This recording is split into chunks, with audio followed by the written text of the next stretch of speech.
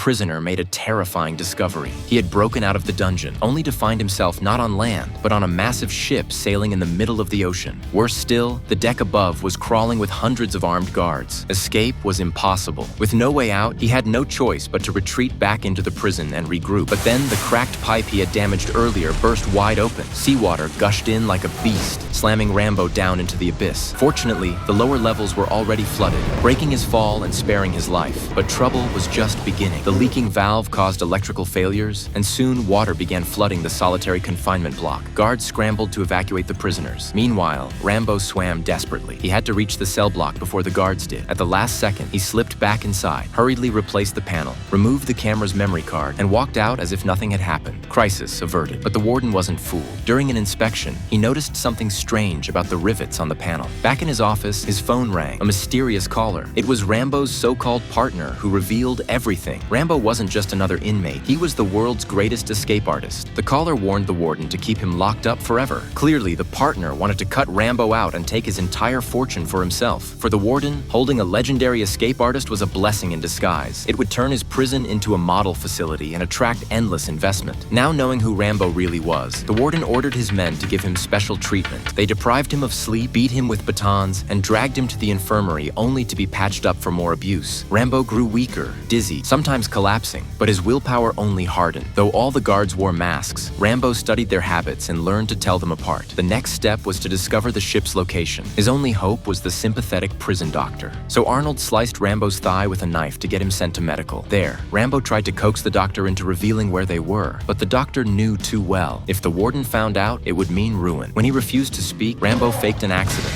pulling down a shelf to the floor and secretly pocketing a packet of coagulant powder. When that plan failed, Rambo moved to his backup. The next day, he asked Arnold to fetch him a pen, and also the glasses from the handsome guy in the back. Later at mealtime, that man showed up with a swollen, bruised face, clearly forced into giving them up. With these tools, Rambo built a sextant, a device to locate the North Star and roughly determine position. But their tinkering was noticed by the guards. Suspicious, they seized Rambo. Fortunately, Arnold managed to hide the sextant before it was found. Rambo was thrown into solitary confinement, alone in a bare cell, forced to eat, sleep, and live in total isolation. The warden was taking no chances, but Rambo spoke a single line that rattled him enough to grant release.